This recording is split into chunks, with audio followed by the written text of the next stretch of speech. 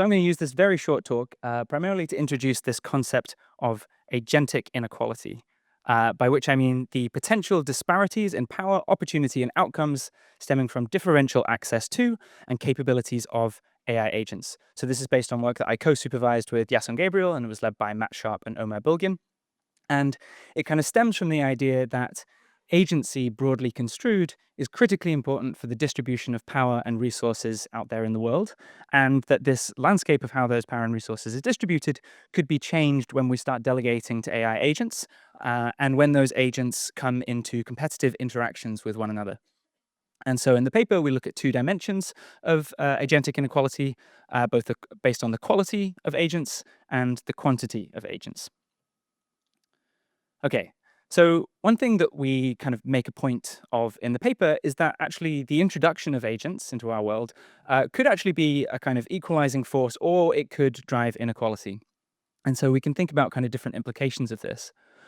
Which kind of effects agents end up having might in some ways depend on whether, for instance, agents end up being more like phones, where if you spend 1,000 times more than me, you literally cannot buy a 1,000 times better phone than me because there isn't such a phone out there. I don't have that great phone, but that's the point. Or it could be more like land and kind of property, where if you spend much, much more than me, you can get a lot more than me. And so, yeah, how agents end up being built and deployed and developed and so on is going to have different kinds of implications. So the first kind of impact we think about are economic impacts, whether that's on labor markets, industrial organization and market structures, or consumer welfare and negotiation. And the second kind of thing we look at is sociopolitical impacts. So this could be access to essential services, the ability to partake in political discourse and political processes more generally, and wider social stratification. So there's this big question then of whether we will actually see agentic inequality arise. This is an open question. And to start to get a handle on this, there's kind of two clusters of drivers that we look at in the paper. The first is thinking about the kind of supply side and ecosystem forces, the most obvious of these being compute costs and capital barriers, also the effects of platform governance and the infrastructure that agents used and the way that they're integrated into society.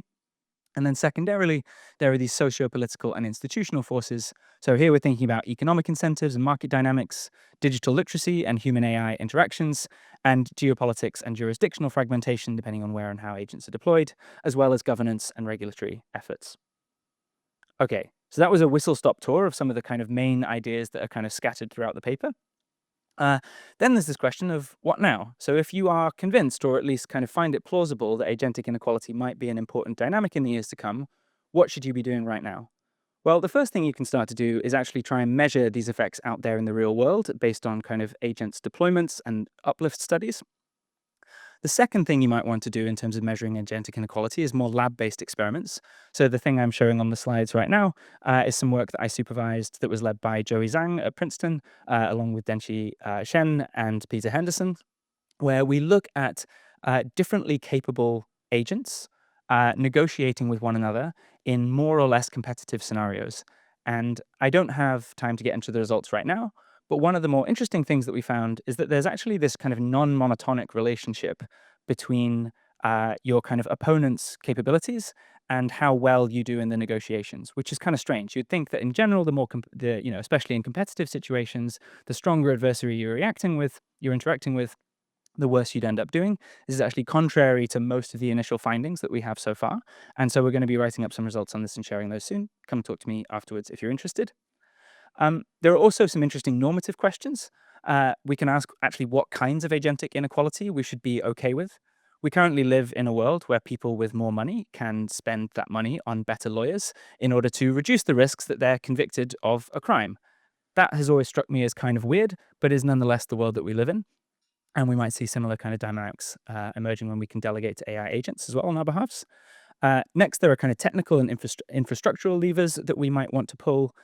We could think about public service models for the provision of agents, which I've kind of tongue-in-cheek called universal basic intelligence here. We can also think about regulatory frameworks for how agents are developed and governed and deployed. And for more information, you can read the paper, which has a bunch of other ideas. Also feel free to come talk to me afterwards. And thanks for listening. Cheers.